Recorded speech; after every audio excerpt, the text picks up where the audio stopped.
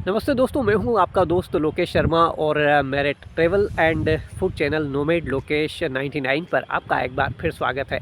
मैं आपको घुमा रहा हूं इस समय मालवा में, प्रणय नगरी मांडव में। मांडव के जो 2 ब्लॉक थे, उस दौरान काफ़ी धूप थी और चूँकि हालांकि मैं हूँ मानसून में, लेकिन पिछले काफ़ी दिनों से मालवा में मानसून नहीं आया था। हालांकि मौसम विभाग की भविष्यवाणी थी कि करीब 6-7 तारीख के आसपास जो मानसून है वो फिर से सक्रिय होगा। तो मैंने 2-3 दिन वेट किया। 2 दिन में बारिश हुई है और उसका असर भी मुझे दिखाई दे रहा है। और यहाँ आपको पीछे जो मेरे दिखाई दे रहा होगा, वैली में चारों तरफ फॉग नज़र आ रहा है। हालांकि अभी चूँकि दिन के 12 साढ़े 12 बजने वाले हैं, तो आपको फॉग इतना नहीं दिखाई देगा, लेकिन मैं उम्मीद करता हूँ कि जब शाम के 3-4 बजेंगे, तब तक कुछ जगह जैसे नीलकंठ वैली हुआ, नीलकंठ मंदिर के आसपास जो वैली है, या कहीं कुछ और जगहों पर ये फॉग क्लियर नज़र आएगा। तो मैं आपको उन सब जगहों पर लेकर चलता हूँ। दोस्तों, जब आप 7 कोठरी से आगे बढ़ते हैं, तो बस यहीं से मांडव के जो गेट हैं वो स्टार्ट हो जाते हैं। आपको सामने दिखाई दे रहा है आलमगीर दरवाज़ा। यहाँ से मैं मांडव के अंदर एंट्री लूँगा। ये जो टर्न के साथ आपको आगे दिखाई दे रहा है, ये भंगी दरवाज़ा है। इन सब की हिस्ट्री भी मैं बताऊँगा कि किस तरह से क्या इनका नामकरण हुआ अपने आगे ब्लॉग में। थोड़ा आगे चलने पर आपको सामने कमानी दरवाज़ा दिखाई देगा। एक बात ध्यान रखिएगा कि चूँकि यहाँ पर सिंगल रोड है और रास्ते घुमावदार हैं, तो थोड़ा सा जब ड्राइव करें आप तो समझ कर करिएगा, यदि आप इस एरिया से परिचित नहीं है तो। दोस्तों, ये जो जगह है, ये कमानी दरवाज़ा से आप जैसे ही थोड़ा सा आगे बढ़ते हैं, तो लेफ्ट हैंड पे यहाँ पर कुछ पॉइंट बनाए गए हैं, जहाँ बैठकर आप सेल्फी ले सकते हैं। तो सेल्फी पॉइंट डिज़ाइन किए गए हैं। साथ ही यहाँ बाहर भुट्टे वाले बैठे रहते हैं, ककड़ी वाले बैठे रहते हैं, उनसे आप भुट्टे और ककड़ी लेकर खा सकते हैं। तो ओवरऑल जिसे कहें कि जो एक सिनेमैटिक व्यू होता है, जो एक नेचर का जो खूबसूरत नज़ारा होता है, वो यहाँ से आप बैठ कर देख सकते हैं। कुछ स्नैक्स ले लीजिए, उस साथ में फिर तसल्ली से यहाँ पर बैठकर कुछ खाइए पीजिए। सामने आपको एक छोटा सा तालाब दिखाई दे रहा है। ऐसा बताते हैं कि वहाँ पर जो जंगली जानवर है, यानी कि तेंदुआ वगैरह, पानी पीने भी आते हैं। और दोस्तों, मुझे अपनी आँखों से तो दिख रहा है, मैं कोशिश करता हूँ शायद आपको दिख जाए। मेरा कैमरा यदि कवर करेगा तो सामने मुझे जो फॉल है वो दिखाई दे रहा है। हो सकता है आपको दिखाई दे, हो सकता है ना दिखाई दे, लेकिन मैं कोशिश कर रहा हूँ इस सामने, ठीक सामने जहाँ ये कैमरा जो एंगल हो रहा है, वहाँ पर एक फॉल चलने लगा है, क्योंकि अभी अभी 2 दिन झमाझम बारिश हुई है। ये उसी जगह पर मैं हूँ, लेकिन एक डिफरेंट एंगल से आपके लिए शूट कर रहा हूँ। अंदर वैली है और सामने आपको जो छोटा तालाब है वो दिखाई दे रहा है। मुझे यहाँ से कुछ घर भी दिखाई दे रहे हैं। जो यहाँ की जो ट्राइब्स है, वो लोग नीचे बसते हैं पानी के किनारे में। वहीं पर उनके छोटे छोटे खेत होते हैं, उसमें वो थोड़ी बहुत फसल लगाते हैं।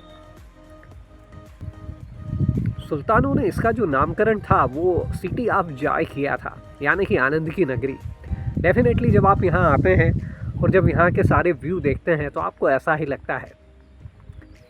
यहाँ से सिर्फ 35 किलोमीटर दूर धार है।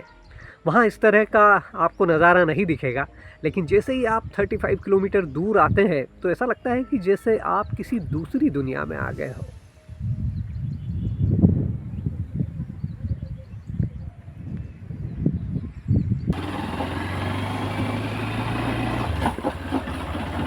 दोस्तों, मांडव में इस तरह से घुमावदार सड़कें रहती हैं, चढ़ाई रहती है।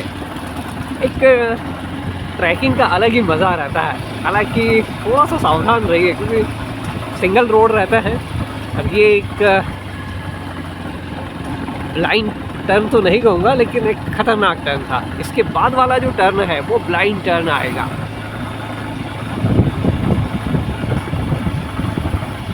और बोर्ड बता रहा है कि भारतीय पुरातत्व सर्वेक्षण आपका हार्दिक अभिनंदन करता है। और ये गाड़ी दरवाज़ा है दोस्तों।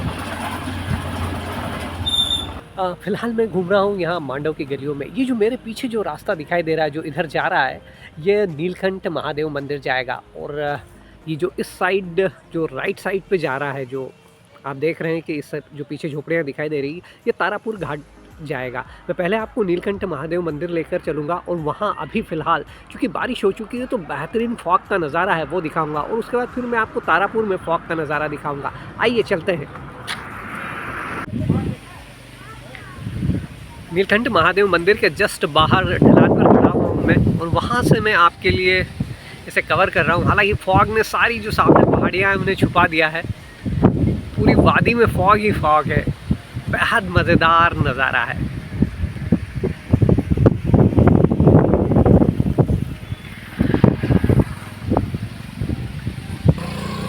ये है मांडव की खूबसूरती, वादियों में दूर दूर तक फैला हुआ फॉग। और कितनी बार इस फॉग में आप इस तरह से छुप जाते हैं कि एक दूसरे को ढूंढना भी मुश्किल हो जाता है।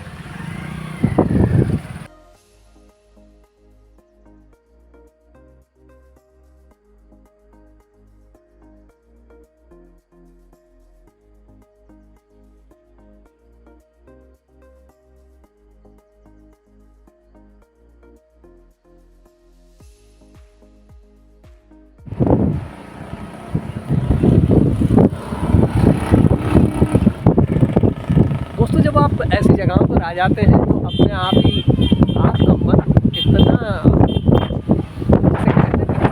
जाता है, शायद सिटी आप एंजॉय करा गया क्योंकि यहाँ आने के बाद आप सारे गम टेंशन चिंताओं जैसे लगता है कि भूल ही जाते हो। चारों तरफ नेचर, उसकी खूबसूरती, हिस्टोरिकल मॉन्यूमेंट्स और उन हिस्टोरिकल मॉन्यूमेंट्स को देखते हुए उस समय की जो कहानियाँ, उस समय की जो ज़िंदगी है उन सबको आप याद करने लगते हैं।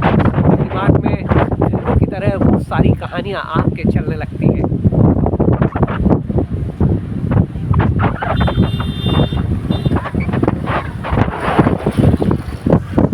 इसलिए यदि मांडव आना चाहें तो प्रेफर करिए कि उस समय मानसून हो या पानी गिर रहा हो तो आपका मांडव आने का मज़ा दोगुना हो जाएगा। मैंने भी स्पेशली अभी जब मैं 3-4 दिन पहले ब्लॉग कवर किया तब उस समय धूप थी, लेकिन चूँकि मौसम विभाग का अनुमान था कि 6-7 तारीख के आसपास मानसून फिर से आ जाएगा तो मैं एक बार फिर से रुका हूँ मांडव की खूबसूरत वादियों में। मैं इसमें दूसरे ब्लॉग्स में कवर करूँगा, लेकिन अभी फ़िलहाल मैं नेचर को कवर करने की कोशिश कर रहा हूँ। ये नीलकंठ महादेव मंदिर की जो वादी है, जो वैली है, उसका नज़ारा है।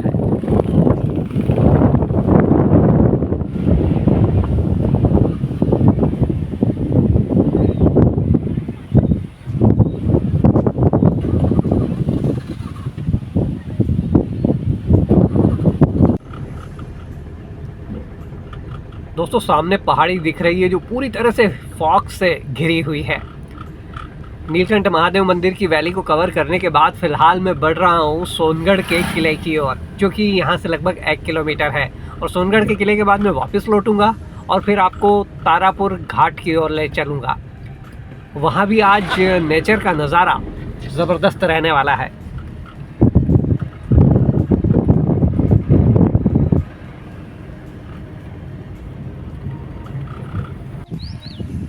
और दोस्तों मैं फ़िलहाल आपको लेकर आ गया हूँ सोनगढ़ के किले की ओर, किले पर ही लेकर आ गया हूँ। और यहाँ पे अब देखिए आप किले के ऊपर भी लेकर चलूँगा आपको। इसकी हिस्ट्री में आपको मैं बात बताऊँगा, एक नेक्स्ट ब्लॉग में बताऊँगा। आज मेरा मन है वो सिर्फ नेचर की खूबसूरती को लेने का है, क्योंकि आज मांडव पर मानसून मेहरबान है। पिछले 2 दिनों से अच्छी बारिश हुई है, चारों तरफ हरियाली है और साथ ही वैली में चारों तरफ छाया हुआ फॉग है। मांडव आने के बाद ऐसा लगता है जैसे आप मालवा में नहीं हैं बल्कि किसी हिल स्टेशन पर आ गए हैं। पीछे आप वैली की खूबसूरती को निहारिए। यहाँ इतनी खूबसूरती फैली हुई है कि मुझे ऐसा लग रहा है कि मैं चुपचाप रहकर सिर्फ नेचर को निहारता रहूँ। और आइए चलते हैं सोनगढ़ किले के ऊपर। इस तरह से सीढ़ियाँ बनी हुई है और जैसे जैसे आप ऊपर चलते जाते हैं, अभी थोड़ी देर बाद वैली को दिखाऊंगा।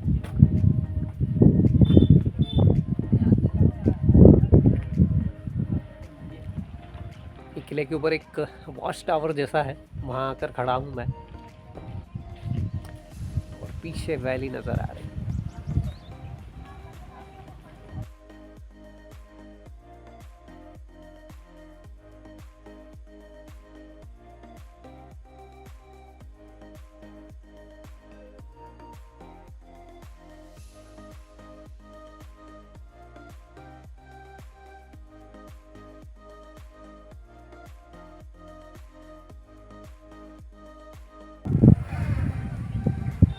दोस्तों मैं सोनगढ़ के किले के और ऊपर वाले पॉइंट पर आया हूँ। चलो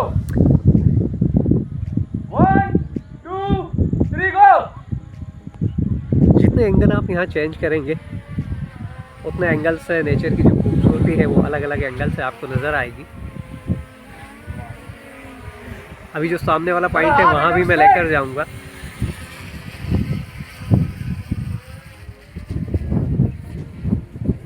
पीछे जो आवाज़ें आ रही है आई थिंक ड्रोन से कुछ शूट हो रहा है। थोड़ा पीछे जाइए।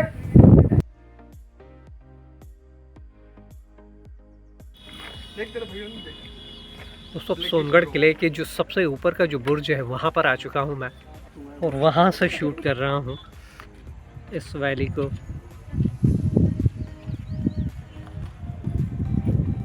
इस नज़ारे के लिए मैंने 6 दिन इंतज़ार किया है।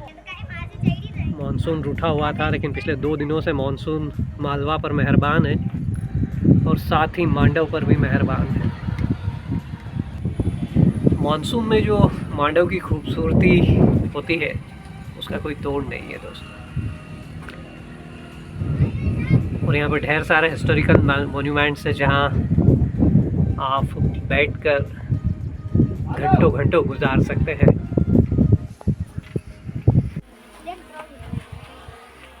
और ये सबसे ऊपर वाला पॉइंट है सोनगढ़ किले का जहाँ मैं खड़ा हूँ।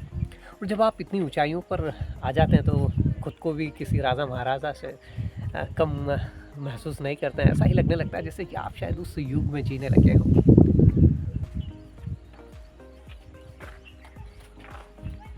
वादियों में जो खामोशियों का जो गूंजता हुआ संगीत होता है उसे कभी सुनने की कोशिश करिए, इसका एक अपना मज़ा है।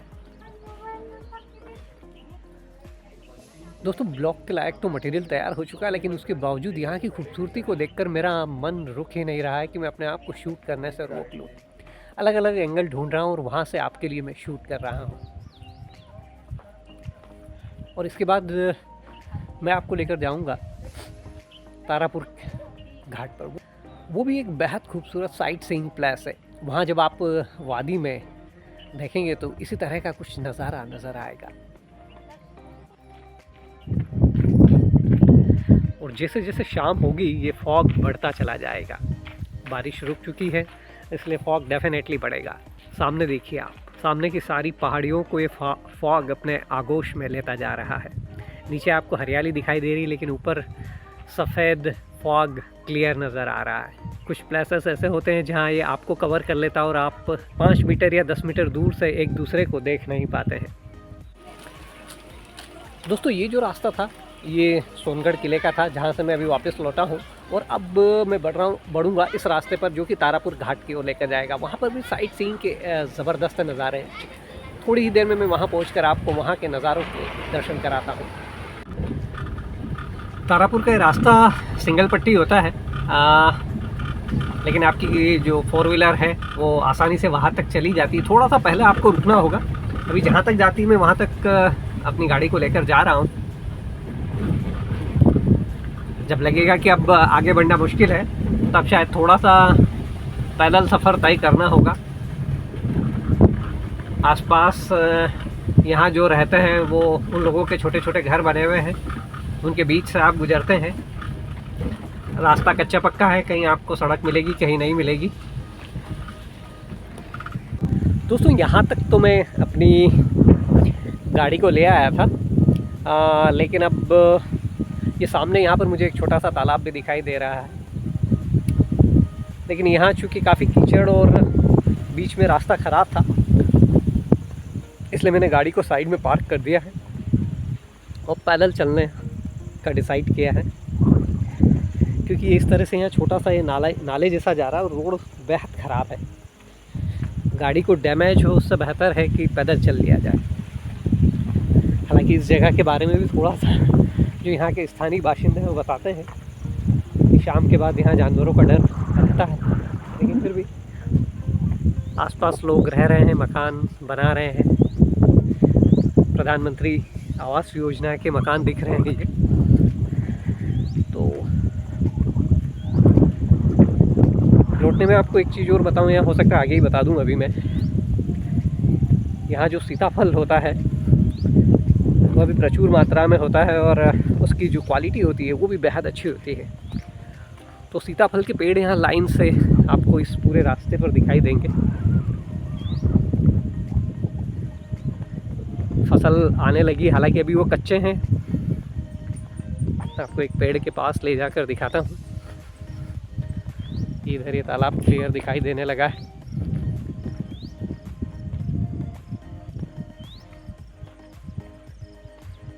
ये इस तरह से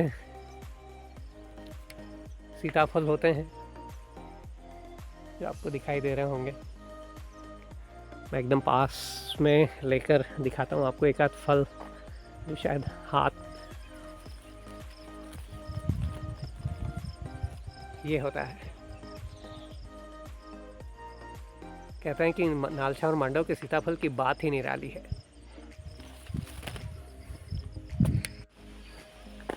ये वो प्लेसेस है जहाँ पर अमूमन ज़्यादा लोग नहीं जाते हैं। गिनती के लोग होते हैं जो यहाँ तक आना पसंद करते हैं, लेकिन जिन्हें नेचर की तलाश होती है, जिन्हें एडवेंचर की तलाश होती है, वो लोग ज़रूर यहाँ तक पहुँच जाते हैं। जगह जगह हिस्टोरिकल मोन्यूमेंट्स बिखरे पड़े हैं। कुछ खंडहरों के रूप में हैं, खंडहर के अवशेष हैं, कुछ साबुत रूप में है।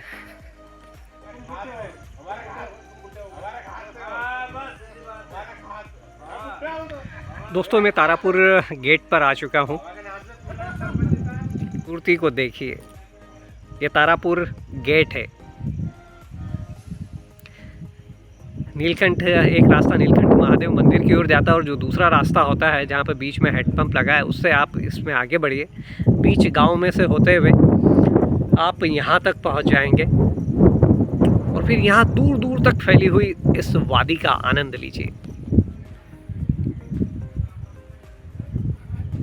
यहाँ पर भी सेल्फी पॉइंट बने हुए हैं। आज भुट्टे वाले दिखाई नहीं दे रहे, वरना कभी कभी वो भी दिखाई देते हैं।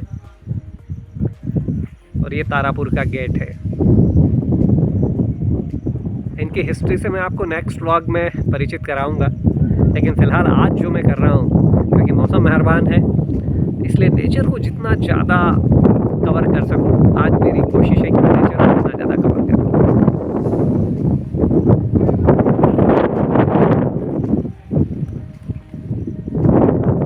तो दिखाई दे रहे छोटे छोटे तालाब हैं जो वादियों के अंदर है। पानी जब ऊपर पहाड़ियों से नीचे जाता है तो अंदर छोटे छोटे तालाबों का रूप ले लेता है। नीचे वो जो दिखाई दे रही वो एक सड़क है जो आगे कहीं जा रही है।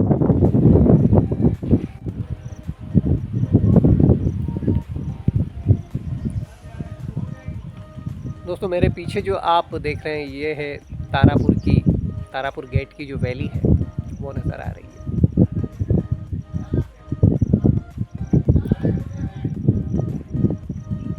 ऐसी जगहों पर आकर आप निशब्द हो जाते हैं। ऐसा लगता है कि आप चुप हो जाइए और वादी में गूंजती हुई खामोशियों को, संगीत को, इनको ही सुनते रहिए।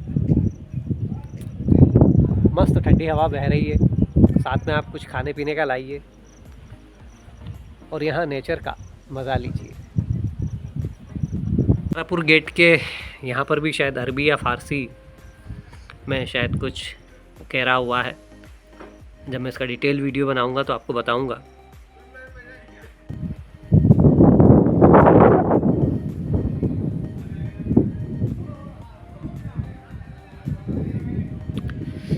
सामने ज़बरदस्त फॉग आ चुका है। पूरी पहाड़ियाँ धुआं धुआं हो रही है, धुएं के आगोश में समा चुकी है। थोड़ी ही देर में मुझे लग रहा है कि फॉग जिस तरह से आगे बढ़ रहा है यहाँ तक आ जाएगा। यदि मैं आधा एक घंटा यहाँ पे और रुकता हूँ तो फॉग मुझे भी कवर करने लगेगा। लेकिन अभी आपके लिए मैं चिश्ती खां महल से भी साइट सीइंग के मूड में हूँ, तो वहाँ तक आपको लेकर चलता हूँ। तो दोस्तों मैं आपको अब लेकर बढ़ रहा हूँ चिश्ती खां महल की तरफ, चिश्ती खां पैलेस। हालांकि अभी इसका भी जो हिस्ट्री है वो मैं नहीं बताऊंगा, मैं सिर्फ यहाँ नेचर को कवर कर रहा हूँ। जब सारे दरवाजे क्रॉस करके आप बढ़ते हैं तो बस जस्ट सारे दरवाजे क्रॉस करने के बाद ही चिश्ती खां का महल आ जाता है। ये हल्का सा कच्चा रास्ता है जिस पर मैं आगे बढ़ रहा हूँ और थोड़ी ही देर में वहाँ पहुँच जाएंगे। करीब 500 मीटर है ये अंदर जाकर।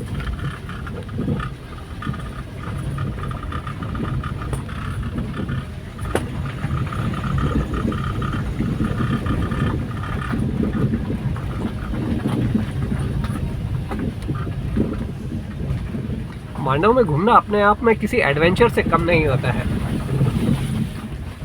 राइट हैंड पर भी आपको दूर दूर तक वैली नज़र आती है। हालांकि पेड़ों के झुरमुट है उससे क्लियर व्यू नहीं बन रहा है, लेकिन अभी जब मैं किसी क्लियर पॉइंट पर पहुंचूंगा वहां से आपको दिखाऊंगा।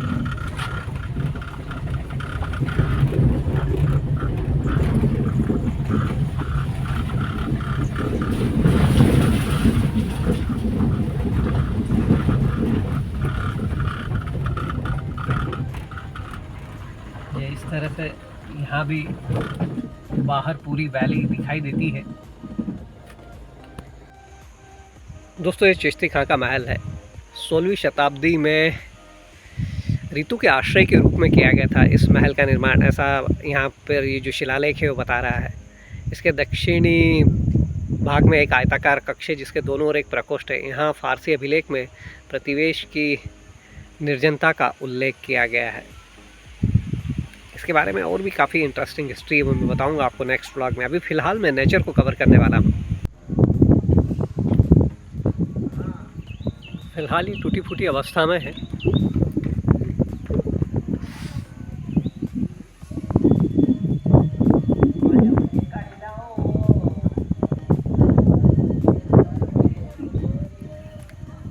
आप इसके ऊपर के पॉइंट पर पहुंचकर सामने जो वैली है उसका मज़ा ले सकते हैं।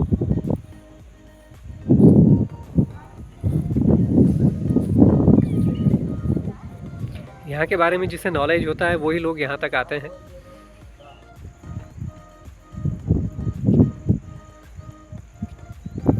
दोस्तों चिश्ती खां महल के ऊपर एक ये पॉइंट है जहाँ पर आकर आप वादी की जो खूबसूरती है उसे देख सकते हैं।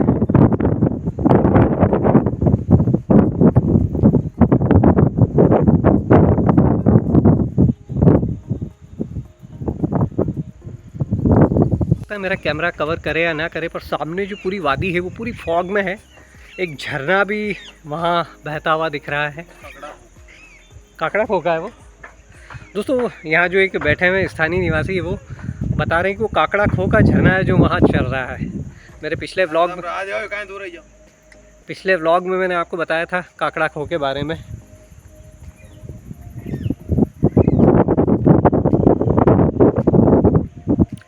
थोड़ा टाइम और बढ़ेगा और उसके बाद फॉग और ज़्यादा आ जाएगा।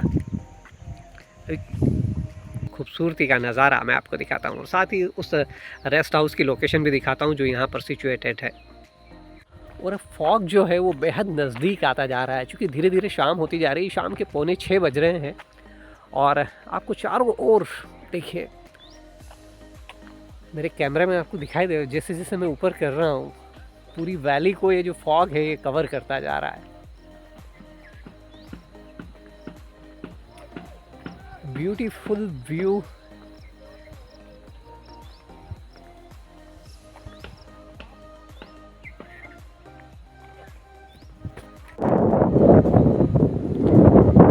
तेज हवाएं और वैली में चारों तरफ कोहरा ही कोहरा। शाम हो रही है और ये कोहरा बढ़ता जा रहा है, तेजी से हमारी तरफ आ रहा है, तेजी से मेरी तरफ आ रहा है। मैं देख पा रहा हूँ कि और जो सामने मैं दिखाऊंगा आपको, जो सामने है रेस्ट हाउस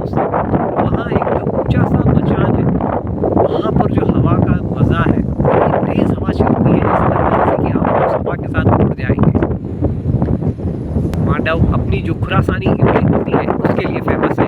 मांडव खिरनी के लिए फेमस है, तो मांडव सीताफल के लिए फेमस है। मांडव की जितनी तारीफ की जाए उतनी कम है। इस समय में चारों तरफ मेरे फॉग हो चुका है। फॉग ने पूरी वैली को कवर कर लिया है इस समय।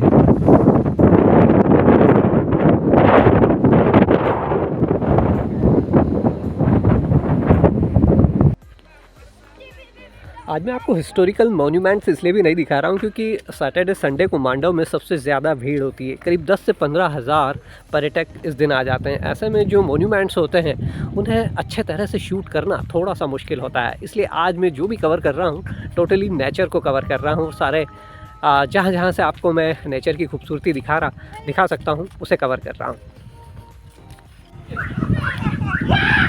दोस्तों, आज मैं इस ब्लॉग का लगभग समापन करूंगा और अभी मैं जहां आ चुका हूं वो जो रेस्ट हाउस है ग्राम पंचायत का, यहाँ पे एक रेस्ट हाउस बना है। बेहद खूबसूरत लोकेशन में बेहद खूबसूरत से डिज़ाइन किया गया है। यहाँ का चार्ज भी नॉमिनल है। आप यहाँ भी एक दिन स्टे कर सकते हैं और रात में यहाँ की जो खूबसूरती होती है वो देखने के काबिल होती है। बाहर हट से जहाँ खाना खाएँ, मज़े लें।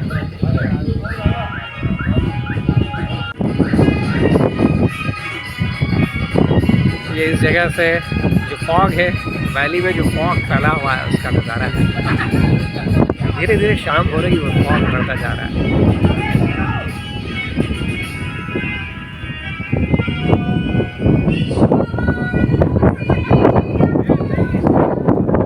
पार्टी चल रही है।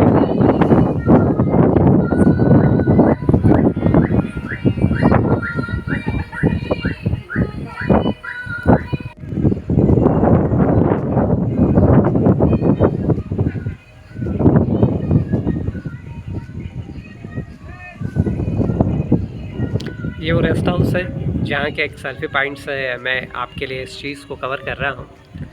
यहाँ छोटा सा एक गार्डन बना दिया गया है।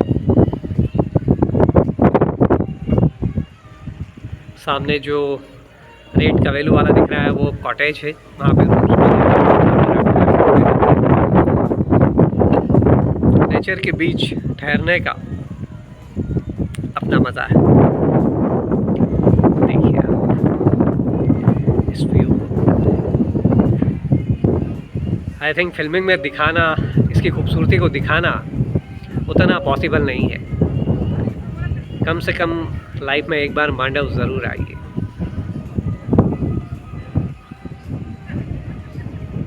दोस्तों, सनसेट पॉइंट से बाहर निकला हूँ। जहाज महल की ओर टूवर्ड्स जब बढ़ते हैं तो बीच में एक लखन भाई हैं जिन्होंने यहाँ पर देसी चने की दुकान लगा रखी। साथ में उनके पास सूखे हुए बेर हैं, तो वो खाने के लिए रुक गया था मैं।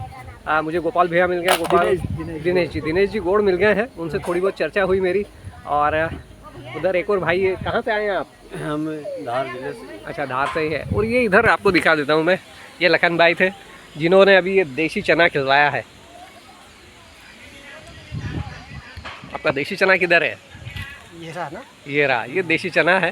तो यदि आप घूमने आते बाहर कहीं नए, तो जितना ज़्यादा नेचुरल चीज़ों को कंज्यूम करेंगे आपके फिट एंड फाइन रहने की संभावना उतनी ज़्यादा रहेगी। तली गली चीज़ों से बचिए और इससे प्रदूषण भी कम फैलेगा। प्लास्टिक से बचिए। और चलिए मिलते हैं अगले व्लॉग पे, तब तक के लिए अपना खास ख्याल रखिएगा। और दोस्तों, बातों में मुझे दिनेश जी से पता चला कि वार्ड क्रमांक 57 इंदौर में वहाँ से अध्यक्ष हैं, वार्ड के अध्यक्ष हैं बीजेपी से, भारतीय जनता पार्टी के, और उषा ठाकुर जी के करीबी माने जाते हैं। तो चर्चा में काफ़ी सारी, जब भी हम व्लॉगिंग पे निकलते हैं तो इस तरह से काफ़ी सारे लोग मिलते हैं, काफ़ी सारी बातें होती है और काफ़ी सारा जिसे कहे कि एक रिलेशन डेवलप हो जाता है। देखते हैं अगली बार दिनेश जी से कहाँ और कैसे मुलाकात होती है। आपसे 2 मिनट के लिए मैं बोलूँगा कि मध्य प्रदेश में जब से भारतीय जनता पार्टी की सरकार जब से बनी, वो चाहे पर्यटन स्थल हो, इंदौर नहीं पूरे मध्य प्रदेश का विकास सड़कों के माध्यम से हो या विकास जिसको कहते हैं, जी, आदमी पैसा खर्चा करता है तो ये भी देखता है कि यार विकास वास्तव में हो रहा है या कि नहीं हुआ है। रोड पे दिखना चाहिए। जो वास्तविकता, यूँ तो राजनीति में सभी देखिए भांग जो घुली रहती है वो सब तरफ घुली रहती है।